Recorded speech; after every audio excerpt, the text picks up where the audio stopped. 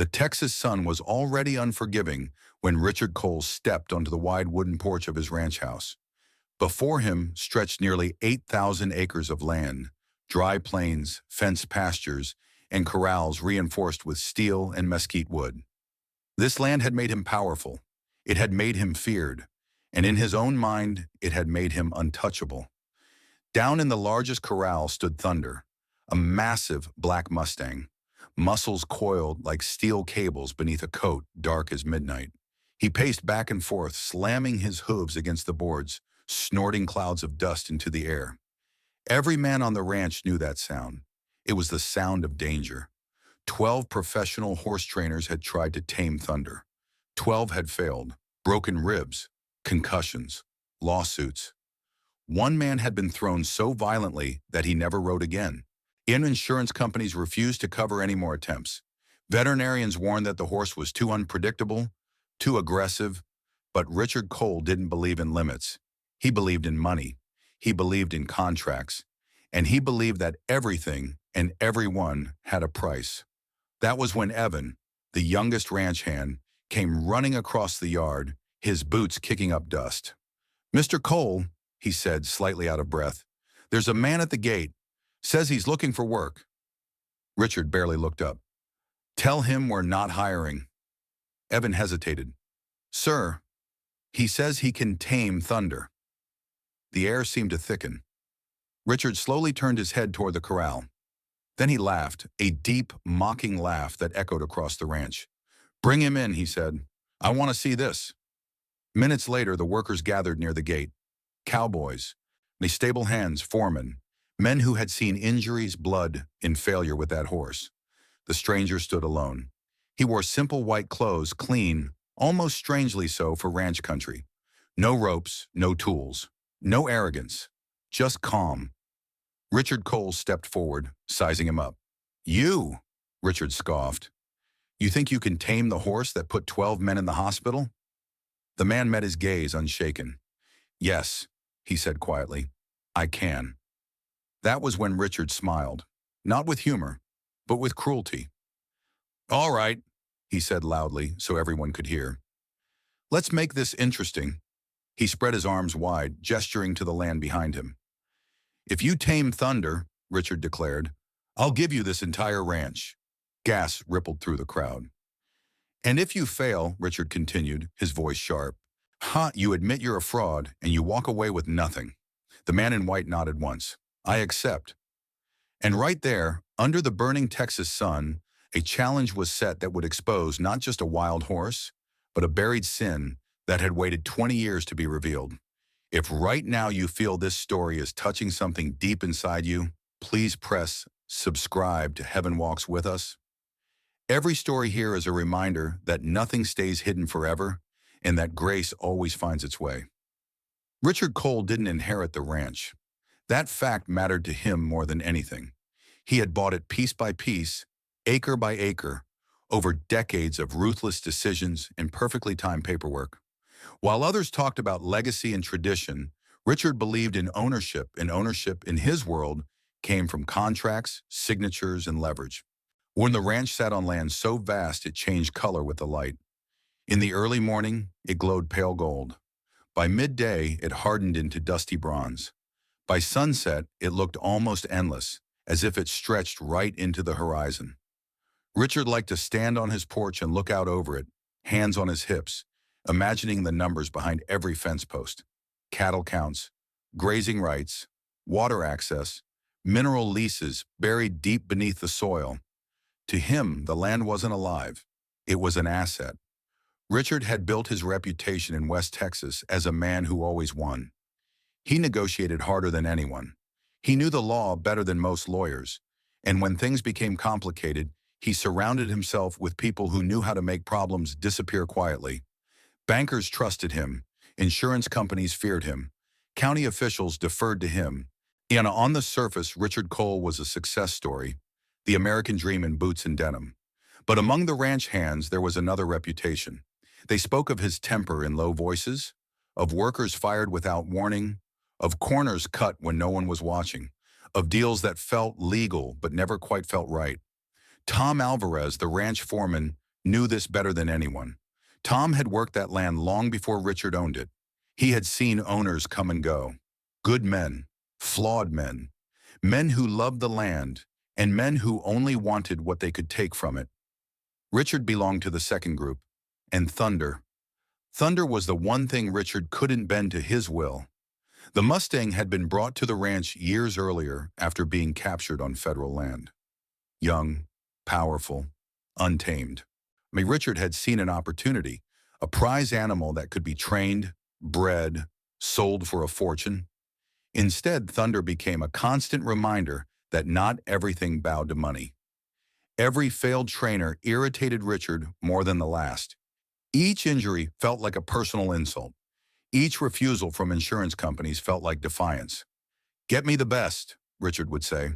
"Pay whatever it takes." But Thunder didn't care. The horse rejected ropes, rejected pressure, rejected fear. And in ways Richard didn't understand, Thunder rejected him. That morning, as Richard watched the stranger standing calmly near the gate, something twisted in his chest. Not fear, but offense. Who was this man to stand so quietly on his land? Who was he to claim he could succeed where professionals had failed? Richard clenched his jaw. To him, this wasn't about a horse anymore. It was about dominance. About proving once and for all that nothing, no animal, no man, no force stood beyond his control. And so, without realizing it, Richard Cole had already stepped into a test far greater than the one he believed he was setting. Because the land remembered things he had forgotten. And Thunder remembered someone Richard had tried very hard to erase. Thunder hadn't always been known by that name. When he was first brought to the ranch, he was just another captured Mustang. Young, lean, eyes wide with defiance and confusion. Federal agents had rounded him up from public land after complaints from nearby ranchers. He arrived in a steel trailer, hooves striking metal, lungs burning with panic. Richard Cole saw opportunity. A pure black Mustang, powerful and unbroken, it could be worth a fortune if trained properly. With the right handling, Thunder could be sold, bred, showcased, turned into profit. But from the very beginning, something was different. Thunder did not respond like other wild horses. He didn't merely resist, he refused. When handlers approached, he didn't shy away, he stood his ground. When pressured, he exploded with controlled violence, not blind panic. His eyes carried something unsettling, something that made even seasoned cowboys hesitate. The first trainer lasted less than 10 seconds in the corral. The second thought patience would succeed where strength had failed. Thunder sent him flying into the fence. By the fifth attempt, men began to refuse the job. By the eighth, rumors spread beyond the ranch. By the 12th, Thunder had earned a reputation that followed him everywhere. A horse no one could touch without paying a price. Veterinarians examined him carefully. No neurological damage, no illness, no signs of abuse since his capture. Everything about Thunder was physically perfect, except his spirit. "Some horses don't break," one vet told Richard. "They either heal or they stay wild forever." Richard dismissed that kind of talk. He didn't believe in spirits. He believed in force. Steel reinforcements were added to the corral, double gates, thicker boards, insurance paperwork piled up in his office, thick with exclusions and warnings. One adjuster finally told him outright, "We won't cover another incident involving that horse." That only made Richard angrier. Thunder wasn't just a problem, he was a challenge. And challenges existed to be conquered. Tom Alvarez noticed something else. Whenever Thunder was near the old north fence line, where the land sloped gently toward the far edge of the property, the horse would grow restless.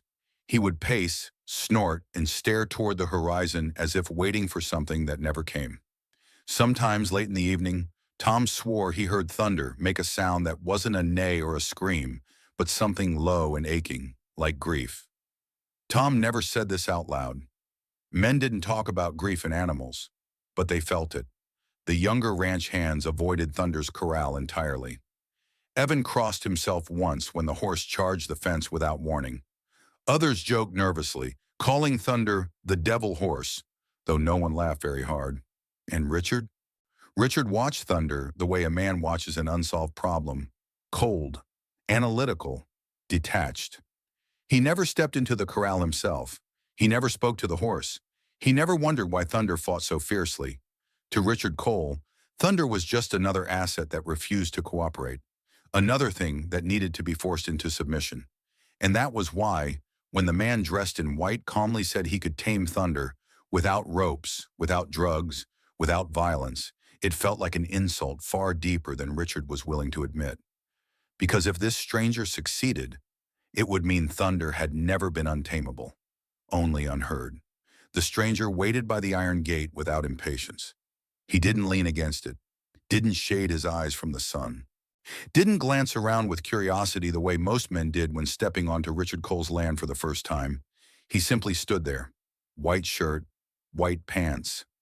Not the kind of white that came from expensive brands or fashion magazines, but something simpler, clean, worn, timeless. His boots were plain leather, scuffed but cared for. No hat on his head, no rope on his shoulder, no tools hanging from his belt.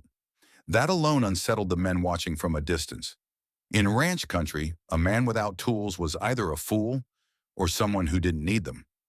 Richard Cole approached with slow, deliberate steps, stopping just far enough away to maintain control of the space. His eyes scanned the stranger the way a buyer inspected livestock, looking for weakness, uncertainty, anything he could exploit. "Sir, you're looking for work," Richard said flatly. "Yes," the man replied, "and you think you can tame Thunder." "I know I can." The certainty in his voice wasn't loud. It wasn't aggressive, but it landed heavier than a shout. A few of the ranch hands exchanged glances. Evan felt his stomach tighten. Tom Alvarez narrowed his eyes, studying the man's face more closely now. "How long have you worked with horses?" Richard asked. "All my life." "Where?" The man paused just briefly. "Wherever I was needed," Richard smirked. "That's not an answer. It's the only one that matters." Something about the exchange felt wrong. Not dangerous, unbalanced. As if Richard was pushing and the stranger wasn't pushing back. Yet. Richard gestured toward the corral where Thunder paced restlessly, slamming his hooves against the boards as if sensing something approaching. "That horse has broken professionals," Richard said. "Men with awards, men with scars, men who charge more in a day than you'll see in a year." The stranger followed his gaze to Thunder. The moment their eyes met, Thunder froze. The horse stopped pacing, stopped snorting. His ears flicked forward, not in aggression, but attention. Tom's breath caught. Thunder had never reacted like that before. The stranger didn't move closer, didn't reach out. He only watched, his expression softening, not with fear, not with challenge, but with something that looked disturbingly like recognition. "You don't need to break him," the man said quietly. "He's already broken." Richard let out a sharp laugh. "You don't even know the horse." "I know pain," the man replied. "Hey, it speaks the same language everywhere." The air grew heavy, even the wind seemed to still. Richard felt a flash of irritation, sharp and hot. He hated men who spoke in riddles, men who pretended to see more than they should. "You think you're special?" Richard snapped. "You think you see something no one else does?" The stranger finally looked back at him. "I think," he said calmly, "that you've mistaken control for strength." That did it. Richard's jaw tightened. His pride flared. He straightened, raised his voice so every worker could hear, and said the words that would echo through the rest of his life. "Fine," he declared. "Let's see what you're worth." And with that, the stage was set. Not just for a test of skill, but for a reckoning no one on that ranch was prepared for. Richard Cole didn't hesitate. And that was the thing about him. Hesitation had never been part of his success. In his world, momentum was power. Whoever paused first, lost. He took a step forward, planting his boots firmly in the dust, and raised his voice so it carried across the yard. "Everybody listen up." The ranch hands stopped what they were doing. Gates were left half open. Conversations died mid-sentence. Even Thunder's hooves slowed their pounding in the corral, as if the land itself were paying attention. Richard pointed toward the stranger. "This man thinks he can tame Thunder." A few nervous laughs rippled through the group. Someone muttered, "He's crazy." Another crossed himself without realizing it. Richard smiled, but there was no humor in it. "Let's make this worth everyone's time," he said. "Nice, if you tame that horse, really tame him, I'll give you this entire ranch." The words hung in the air, heavy and unbelievable. 8,000 acres, livestock, water rights, buildings, everything. Evan's mouth fell open. Tom Alvarez took a sharp breath, his heart thudding against his ribs. "Richard," Tom said carefully, stepping forward, "you don't mean that." Richard didn't even look at him. "I mean every word." Then he turned back to the stranger. "But there are conditions?" Of course there were. "No ropes," Richard said, ticking them off with his fingers. "No drugs, no tranquilizers, no tricks, no violence." The crowd leaned in. "Just you," Richard continued, his voice sharp. "And the horse." He paused, letting the tension build. "And if you fail," he said slowly, "you admit right here in front of everyone that you're a fraud. So you walk off my land, and you never come back." The stranger listened without interrupting. No bargaining, no fear, no pride. When Richard finished, the man nodded once. "I accept." The simplicity of the answer unsettled more than the challenge itself. "You understand what's at stake?" Richard pressed. "People get hurt with that horse." "I understand," the man replied. Tom couldn't stay silent any longer. "Listen," he said to the stranger, his voice low and urgent. "That horse has put men in the hospital. You don't owe anyone here anything. You can walk away." The man turned to Tom, his expression gentle. "I didn't come here to walk away." Something about the way he said it made Tom's throat tighten. Richard clapped his hands together, sharp and loud. "Good," he said. "Then we're settled." He gestured toward the corral. "Let's give everyone a show." The workers began moving, drawn toward the reinforced enclosure, like witnesses to an execution.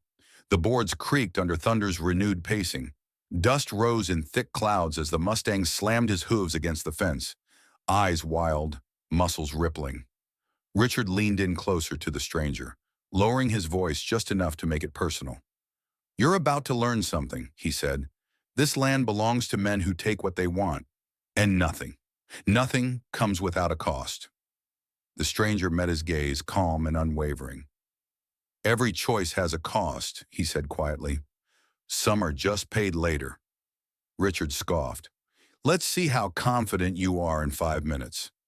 And with that, the gates to the corral began to open, and the line between arrogance and judgment grew dangerously thin. The corral gate creaked open with a sound that made several men flinch. Thunder sensed it instantly. The Mustang spun toward the entrance, nostrils flaring, muscles tightening as if electricity had surged through his body. He slammed his hooves against the dirt, sending dust into the air in violent bursts. His ears flattened back, his teeth bared. This was the posture that had ended careers. The workers stopped at a safe distance behind the fence. No one stepped closer. No one joked now. Richard Cole folded his arms, his expression unreadable, but his jaw was tight. This was the moment he had been waiting for, the moment when confidence shattered and reality asserted itself. The stranger walked forward. No helmet, no rope, no protective vest, just steady footsteps on dry Texas dirt. Tom Alvarez felt his heart pound as the man crossed the threshold of the corral. Every instinct in Tom's body screamed that this was wrong. He had seen too many men carried out of that enclosure on stretchers. "Wait," Tom said suddenly, raising his voice. The stranger stopped and turned. Tom stepped closer to the fence, gripping the metal rails with both hands. "You don't have to do this," he said. "Richard will never keep his word. Even if you succeed, he'll find a way around it." "That horse," his voice cracked, "that horse doesn't forgive easily." The stranger approached the fence, close enough now that Tom could see his eyes clearly. They weren't reckless.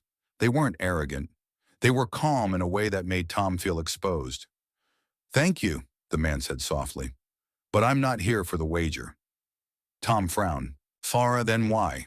The stranger glanced back toward Thunder, who was pacing in tight circles now, snorting, head low. "I'm here because something that was taken needs to be returned." Before Tom could ask what he meant, the stranger turned away and walked fully into the corral. The gate shut behind him with a heavy metallic clang. Thunder charged, not immediately but with intention. Each step was deliberate, controlled, terrifying. Dust flew beneath his hooves as he lowered his head and surged forward, a living force of muscle and fury. Several men shouted warnings. Evan squeezed his eyes shut. Richard leaned forward slightly, anticipation flickering across his face. 3 seconds. That was all it had taken to throw the last trainer. But the stranger didn't move. He didn't raise his arms. He didn't brace for impact. He stood in the center of the corral, feet planted, shoulders relaxed, as if waiting for a friend rather than a charging animal. And then he spoke. His voice was low, barely audible beyond the fence, but it carried. The words weren't entirely English. They flowed with unfamiliar sounds, ancient and rhythmic, layered gently over the dust and the heat. Tom felt a strange chill ripple down his spine. Thunder slowed, not gradually, instantly. The Mustang skidded to a halt less than 10 feet from the stranger, hooves carving deep grooves into the dirt. His chest heaved. His eyes burned with confusion. The stranger continued speaking, his tone steady, soothing, unafraid. Thunder shook. His massive frame trembled as if something deep inside him had been struck loose. The rage in his eyes wavered, replaced by something no one there had ever seen before. Recognition. A long, broken sound escaped the horse's throat. Not a scream, not a snort. Something closer to grief. Richard's smile vanished. The corral was silent now, and for the first time since Thunder had arrived on that land, the wildness stopped fighting. No one spoke. No one breathed.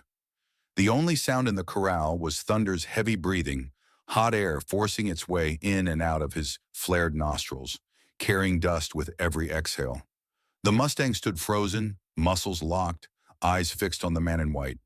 The stranger took a single step forward, slow, measured, without threat. Thunder did not retreat. A second step. The distance between them closed to just a few feet. The horse's ears, which had been pinned flat in aggression moments earlier, twitched, then slowly turned forward. A subtle change, but to the men watching, it was unmistakable. "He's listening," someone whispered. The stranger raised his right hand, palm open, fingers relaxed. He moved with a patience that seemed to stretch time itself, as if the air around them had thickened. Thunder trembled, not with rage, but with something breaking loose. When the man's hand finally rested against the horse's neck, Thunder flinched. His entire body shuddered, as if struck by an unseen current. Several men gasped, expecting violence. It never came. Instead, Thunder lowered his head. A deep, aching sound rolled out of his chest, low, uneven, almost human. It wasn't fear. It wasn't pain. It was release. Tom Alvarez felt tears sting his eyes before he understood why. "I've never seen that," he whispered. "I knew in all my years, never." The stranger leaned closer, resting his forehead briefly against Thunder's mane. He spoke again in that same low voice, the unfamiliar words flowing gently now, mingled with English, phrases of comfort, of remembrance, of reassurance. Thunder's breathing slowed. The rigid tension that had defined him for years began to melt away, replaced by a stillness so complete it felt sacred. Dust settled. The wind returned, brushing across the corral as if exhaling. Then, without saddle or bridle, the stranger moved. He placed one hand on Thunder's back, shifted his weight, and mounted the horse in a single fluid motion. Several men cried out. This was it. This was where every attempt had ended. But Thunder didn't buck. He didn't rear.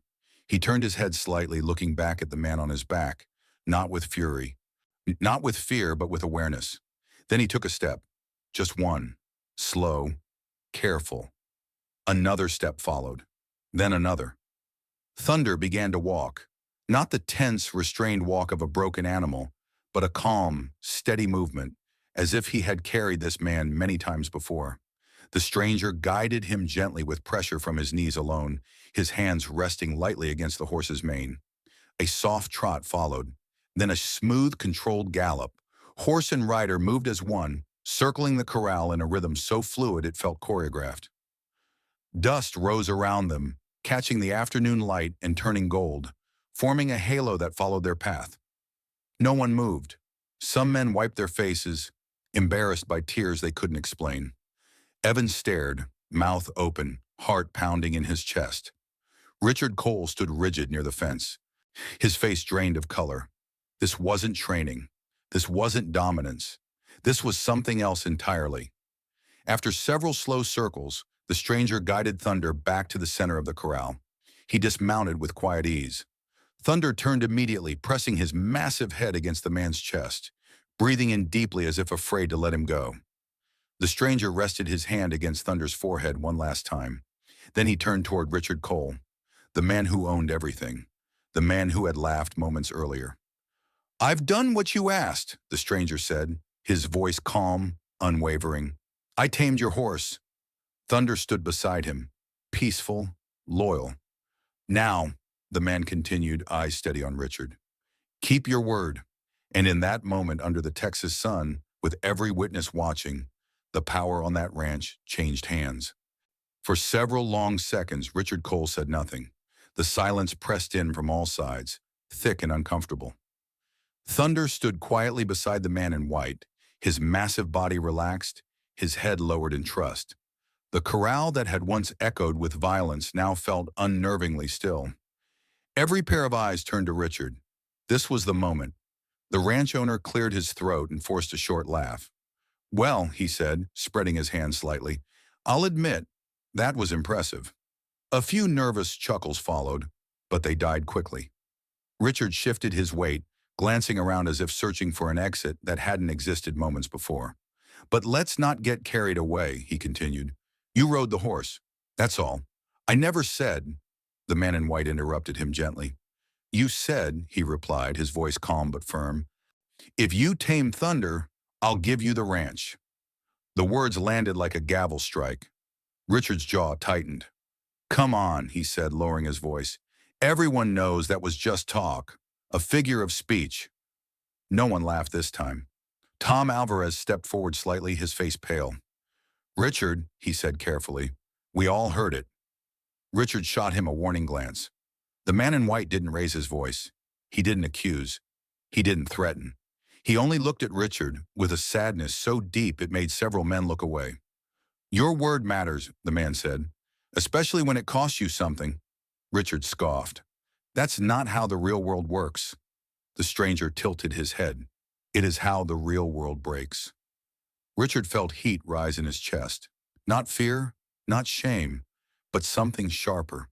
Resentment.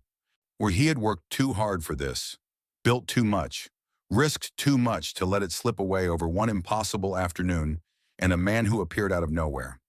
"Let's be reasonable," Richard said. "I'll pay you, generously, whatever you want. Cash, land elsewhere, name it." The man shook his head slowly. "I didn't come for your money." "Then what do you want?" Richard snapped. The stranger met his gaze. "Justice." The word hit harder than any accusation. Richard laughed again, louder this time, though it rang hollow. "Justice?" he said. "You don't know anything about justice. Everything I own legally." The man in white took a step closer. "Legal," he said softly, "is not the same as right." A murmur rippled through the workers. Richard's face hardened. "You're crossing a line." "I crossed it a long time ago," the stranger replied. "You're just standing on it now." Thunder shifted slightly beside him, placing himself between the stranger and Richard without aggression, only presence. For the first time, Richard felt something unfamiliar twist in his stomach. Unease. The man in white spoke again, his voice carrying clearly across the corral. "You were given a moment," he said, "a chance to choose humility over pride, to keep your word." He paused. "You still have that choice." Richard's eyes flicked from the man to Thunder, to the workers watching him with expressions he didn't recognize anymore. Expectation, judgment, truth. Richard inhaled sharply, and in that breath he began searching, not for repentance, but for a way out. The man in white didn't raise his voice. He didn't accuse Richard Cole the way men usually did, loudly, emotionally, and not with anger spilling over every word. Instead, he spoke the way a judge reads a verdict, calm, precise, and impossible to interrupt. "This ranch didn't begin with you," he said. Richard stiffened. The workers leaned closer, drawn in by something they couldn't name, but could feel settling over them like a heavy fog. 20 years ago," the man continued, This land belonged to another family. Richard laughed sharply. That's history. People buy and sell land every day. Yes, the man replied. But this land was taken. The word cut through the air. Tom Alvarez felt his chest tighten. His hands began to shake. The stranger turned slightly, addressing everyone now. It belonged to Jacob Thompson. Tom's breath caught in his throat. Jacob Thompson. The name hadn't been spoken on this ranch in years. Not openly, not without discomfort. Jacob had been the previous owner, a quiet man, fair, deeply attached to the land. Tom had worked under him when he was younger, before lawyers and banks and paperwork had changed everything. Richard's smile faltered. Jacob sold the land, he snapped. That's a fact. The man in white nodded once. He signed the papers. That is also a fact. Then he took a step forward. But he signed them after you made sure he couldn't think clearly. A murmur spread through the workers. Richard's face drained of color. You knew Jacob was drowning in debt, the man continued. You knew the drought had pushed him to the edge. You knew his wife was sick, and the bank was calling. Richard opened his mouth, then closed it again. You invited him to meet, the man said calmly. Offered help, friendship, a drink. Tom felt the past snap into focus like a picture finally developing. The stranger's voice never wavered. You brought lawyers, contracts written to favor only one side. And when Jacob hesitated, when he asked for time, you pressured him. You told him it was the only way to save his family. That's not, Richard started. You told him, the man said firmly, that if he didn't sign, the bank would take everything anyway. Richard staggered back a step. Tom swallowed hard. Richard, he whispered. And when Jacob signed, the stranger continued, you called it a clean deal. The man in white turned his gaze toward Thunder. That horse, he said softly, was Jacob's. Every head snapped toward the Mustang. Thunder was raised on this land, the man said. Not by you, by Jacob, from birth. He trained him gently. Spoke to him every morning. Trusted him. Thunder lowered his head as if the sound of the name reached somewhere deep inside him. When Jacob lost the ranch, the stranger went on, he wasn't allowed to take the horse. He promised he would come back. Silence. But he never did. Richard's voice came out thin. You don't know that. The man looked directly at him. Jacob Thompson died 3 months later, he said, alone, ashamed, convinced he had failed everyone he loved. Tom dropped to one knee without realizing it. You took his land, the man in white said. You took his future, and you left his horse behind, confused, abandoned, treated with force instead of love. Thunder let out a low sound deep in his chest. Grief. Richard shook his head violently. That's not my fault. He signed. The law. The law did not ask for your heart, the man interrupted, but justice did. Richard's eyes darted around the corral, meeting the faces of his workers. They were no longer afraid of him. They were seeing him. You've lived 20 years on land that cried out for truth, the man said, and today it answered. Thunder stepped closer to the man in white, standing firmly at his side. Richard's knees buckled slightly. The truth, long buried under contracts and silence, had finally surfaced, and there was no escaping it now. The corral felt smaller now, not because the fences had moved, but because the truth had closed in on Richard Cole from every side. He stood there, shoulders stiff, eyes darting, as if the land itself were watching him breathe. The man in white spoke again. His voice carried no anger, only certainty. Harry, you cannot undo what you did, he said. But you are not without a choice. Richard clenched his fists. What choice? He snapped. You've already made up your mind. The stranger shook his head slowly. No, you are making up yours. He gestured toward the land beyond the corral, the pastures, the fences, the buildings that had been Richard's identity for 2 decades. You can return what was taken, the man said. Give this ranch back to Jacob Thompson's family. Tell the truth. Accept the loss. Live with less. A ripple moved through the workers. Tom Alvarez lifted his head, eyes wide. The man continued, his words deliberate. You will not starve. You will not be abandoned. You have other properties, other income, a life that can still be lived honestly. Richard laughed bitterly. She would lose everything I built, You would lose what you stole, the man corrected gently. Richard's face hardened. And the other option? He demanded. The man in white met his gaze without blinking. You can cling to what you call ownership, he said. Hide behind contracts, refuse responsibility. Richard swallowed. And then? He asked, though something in his voice suggested he already knew. Then you will keep this land, the man said quietly. For a time. A chill passed through the corral. But it will cost you far more than you imagine. Silence followed. Richard's mind raced. He saw numbers, accounts, properties, years of calculated decisions. He saw his name on documents, his reputation, his control. He also saw the faces of the men who worked for him, no longer loyal, no longer fearful. Colonel Pastor Miller stepped forward from the edge of the crowd, his old boots crunching softly on the dirt. Richard, he said, his voice trembling, I've known you a long time. This is Mercy speaking to you. Richard turned sharply. Stay out of this. The man in white took one final step closer. This is your moment, he said. Justice is standing in front of you, offering a way forward. Thunder stood still at his side, calm, grounded, present. Richard looked at the horse. For just a second, something flickered in his eyes and one hesitation, perhaps, or fear. Then it vanished. Richard straightened his back. I built this ranch legally, he said. I paid for it, improved it, expanded it. He looked directly at the man in white. I'm not giving it up. A heavy sadness settled over the stranger's face. Not surprise, not anger. Grief. Now you've chosen, he said softly. Richard scoffed. I choose reality. The man nodded once. Then you will receive it. He turned slightly, placing his hand on Thunder's neck.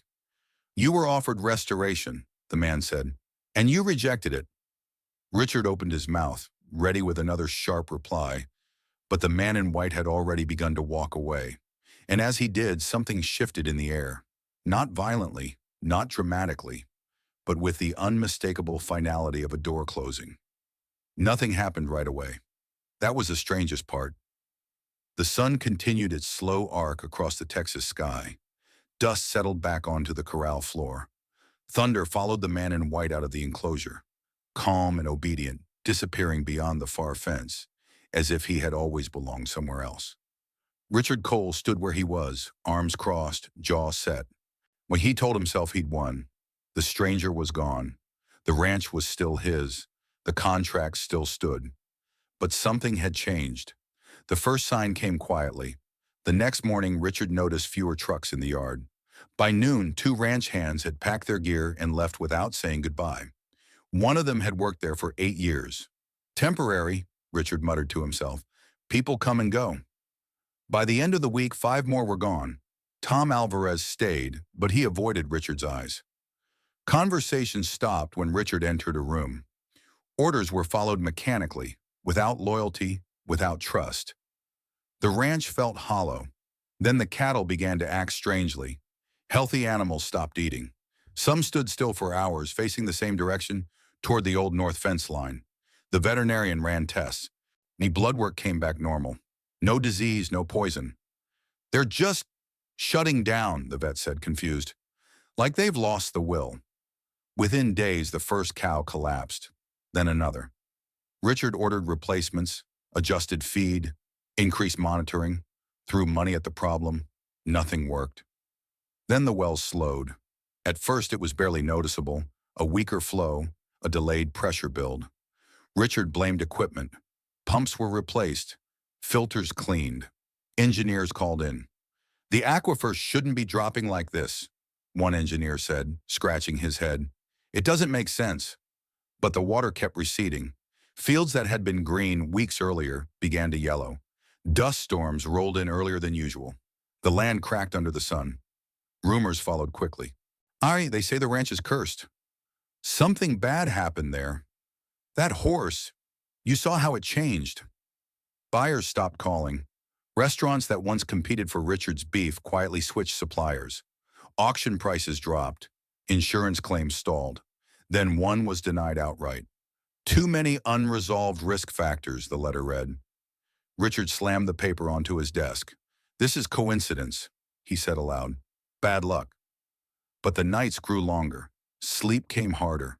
And when Richard did sleep, he dreamed of a black horse standing at the edge of his land, staring back at him, not with rage but with memory. 2 weeks after the stranger left, the bank called. Routine at first, polite, professional, then less so. Margins were tightening, asset values were being reassessed, credit lines frozen, pending review. By the third call, where the tone had changed completely.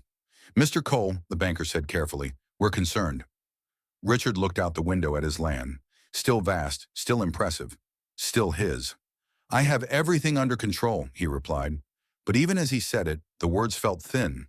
Because deep down, beneath the calculations and contracts, Richard Cole knew something he refused to name. The ground beneath his feet was no longer solid, and whatever had begun on that day in the corral had not finished yet. Collapse doesn't arrive like a storm. It comes like erosion, quiet, persistent, unstoppable. By the fourth week, Richard Cole stopped pretending things were normal. The ranch was bleeding money, fuel costs climbed, water had to be trucked in from miles away. Each delivery drained thousands from accounts that once felt bottomless. Oh, then came the resignations. Tom Alvarez was the last to leave. He stood in the doorway of Richard's office, hat in his hands, eyes red but steady. "I can't stay," he said quietly. Richard didn't look up. "You're quitting now? After everything I've paid you?" Tom shook his head. "This isn't about money anymore." Richard laughed without humor. "Then what is it about?" Tom hesitated, then met his eyes. "I don't want to be here when whatever's coming arrives." He placed his keys on the desk and walked out. The sound of the door closing echoed through the empty house. That night, the ranch was silent in a way Richard had never known. No laughter, no radios, no boots on wood. Just Wayne moving through dead grass. The cattle losses doubled. Insurance refused coverage. Non-qualifying circumstances. Buyers vanished. When a longtime distributor ended their contract with a single sentence. "We can't risk our brand." Richard tried selling part of the land. Offers came in low, insultingly low. Then the appraisals arrived. The ranch, once valued at nearly $80 million, had been downgraded. Environmental instability, labor shortages, reputational risk, value, cut nearly in half. Richard stared at the report until the words blurred. "This is theft," he whispered. The bank didn't agree. The call came early, sharp, final. "Mr. Cole," the banker said, voice stripped of warmth, "you've missed 2 payments. If this continues, we'll be forced to begin foreclosure proceedings." Richard slammed the phone down. He poured a drink, then another. The house felt too big now. Hallways echoed. Rooms accused him with their emptiness. That night, sleep finally came, but it brought no rest. He dreamed of the corral, of thunder standing still, staring at him, of the man in white, watching silently from the fence line. "Not yet," Richard whispered in his sleep. "I'm not finished." But morning offered no mercy. The last well ran dry, not slowed, dry. Richard stood at its edge, looking down into the darkness, listening for water that no longer answered. The land had turned against him. By the 6th week, Richard was alone. No workers, no cattle were selling, no buyers, no leverage, only debt. And then came the letter. Formal, cold, unavoidable. Notice of foreclosure. 30 days. That was all. Richard sat at his desk, the paper trembling in his hands. He thought of the choice he'd been offered. Return what was taken. Live with less. Tell the truth. He had laughed then. Now, when there was nothing left to laugh at. That night, Richard Cole did something he hadn't done in decades. He drove into town, not to a bar, not to a meeting, to a small, quiet church at the edge of the highway. He sat in the last pew, head in his hands. "I don't know how to fix this," he whispered to the empty room.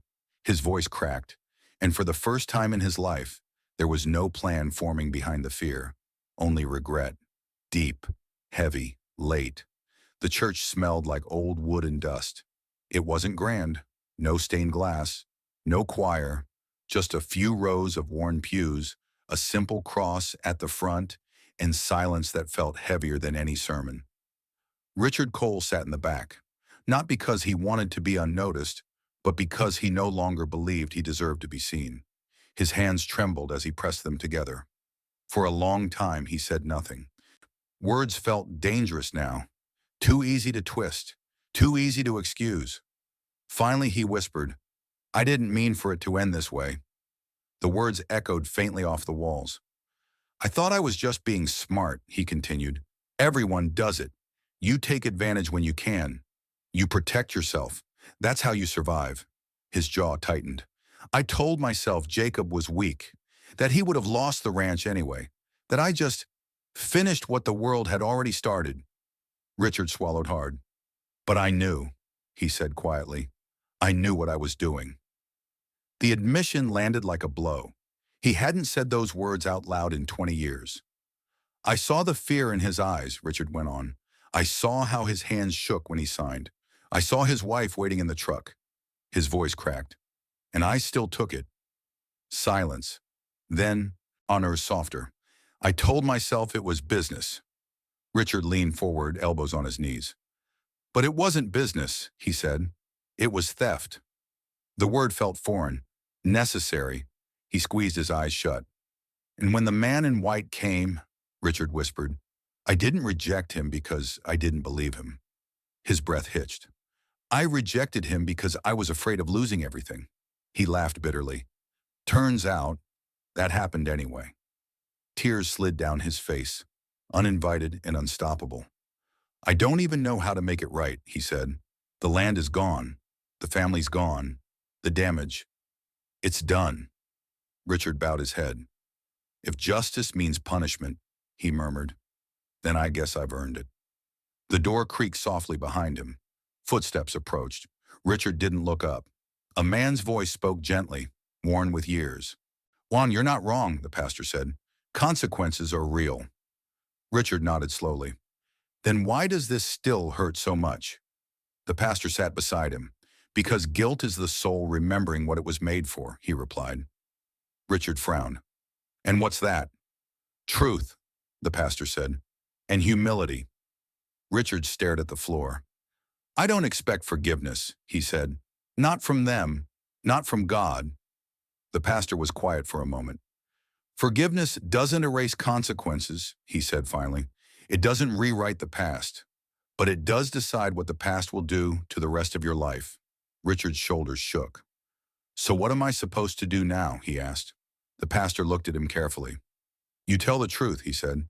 "You stop defending yourself. You accept whatever comes." Richard nodded slowly. "And if it's too late?" he asked. The pastor stood.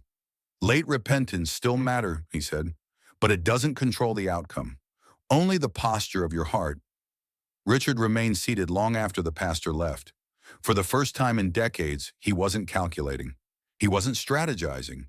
He wasn't protecting anything. He was simply broken. And strangely, that was the first moment of peace he'd felt in 20 years. The foreclosure arrived on a Tuesday morning. No thunder, no sirens, just paperwork. 3 trucks from the bank pulled onto the ranch road, followed by a county officer. Their tires crushed the dry gravel that once led to one of the most valuable properties in the region. Richard Cole watched from the porch. He didn't protest, didn't argue, didn't call a lawyer. He simply stood there, hands empty, shoulders slumped. A man already stripped of everything that once defined him. The officer handed him the documents. 30-day, he said gently. "You'll need to vacate the property by then." Richard nodded. "I understand." The officer hesitated. "For what it's worth, I'm sorry." Richard almost laughed. The ranch was officially gone. By the end of the week, the auction date was announced. Word spread fast. People came out of curiosity more than interest. The land had become a cautionary tale. No one wanted to touch it, not even at a discount. On the morning of the auction, the courthouse was quiet. Richard sat in the back row, unnoticed, his name now something people whispered instead of admired. The auctioneer cleared his throat. "Opening bid, 25 million. Silence. 20 million? Nothing. A man near the front shook his head and stood up. I won't buy cursed land." Several others followed him out. The auctioneer sighed. 15 million? A door opened at the back of the room. An elderly woman entered slowly. She wore simple clothes, no jewelry, no signs of wealth. But there was something in the way she walked, steady, purposeful, that made the room quiet. Richard felt his chest tighten. He knew her face. Emily Thompson, Jacob's widow. She approached the front. "I'll offer 15 million," she said calmly. The room stirred. The bank representatives whispered urgently. 15 million wouldn't cover the debt, but there were no other buyers. Emily placed a folder on the table. "A verified bank guarantee," she added. "Funds are available immediately." The bank officials checked the documents. They exchanged looks, then nodded. The gavel struck. "Was sold." Richard felt the air leave his lungs. The ranch, Jacob's ranch, was home again. Emily signed the papers with steady hands. When she turned, her eyes met Richard's. He stood slowly, unsure whether to speak. "I'm sorry," he said, his voice barely audible. Emily studied him for a long moment. "I know," she replied softly. She paused. "Forgiveness doesn't mean forgetting," she continued, "and it doesn't mean there were no consequences." Richard nodded, tears forming. "But justice," she said, "has been restored." She hesitated, then added something unexpected. "There's a small house on the north end of the property," she said. "It's empty." Richard looked up. "You can stay there," Emily said, "for a while, until you find your footing." He stared at her in disbelief. "Why?" he whispered. Emily's eyes softened. Because grace doesn't erase the past," she said, "but it can keep the past from destroying what little future remains." She turned and walked away. Outside, clouds gathered over the land, and for the first time in months, it began to rain. Not violently, not dramatically, just enough to soften the dust, just enough to let the ground breathe again. 5 years passed, not quickly, not easily, but honestly. Richard Cole no longer woke to the sound of trucks or ringing phones. His mornings began quietly in a small house at the far edge of the land he once ruled. 2 rooms, 1 table, 1 chair by the window. Enough. He rose before dawn most days, not because anyone demanded it, but because the habit of work had become a form of repentance. He repaired fences when his hands allowed it, tended a small garden behind the house, fed chickens, swept dust from the porch. No one called him Sir anymore. They called him Richard, and that was enough. The ranch flourished under new hands. Emily Thompson, now older but unbowed, ran the land with her children and grandchildren. They brought life back, not through force but care. Water returned to the wells. Grass grew thick again. The cattle calved healthy and strong. The land remembered who loved it. Sometimes Richard would see thunder in the distance. The black horse moved freely now, no fences close, no anger in his stride. And sometimes when Richard stood very still, thunder would look back at him, not with judgment, with understanding. Richard never tried to approach. Some distances, he had learned, were holy. At night, Richard prayed, not the kind of prayers that demanded answers, just gratitude, for breath, for work. Asked for the chance to live honestly after a lifetime of lies. He spoke Jacob Thompson's name often, not to ease his guilt, but to keep the truth alive. One morning, as the sun crept over the fields, Richard saw a familiar figure walking along the fence line. A man in white, no announcement, no spectacle, just presence. Richard's knees buckled before his mind could catch up. "I'm sorry," he said, voice shaking. "I should have listened sooner." The man knelt beside him, hands marked, eyes full of a kindness that carried eternity. "You did listen," he said gently. "Eventually, but I lost everything," Richard whispered. The man smiled, not sadly, not triumphantly. "No," he said, "you lost what was never yours." He helped Richard to his feet. "What you gain," the man continued, "cannot be taken." "Is it too late for me?" Richard asked. And the man shook his head.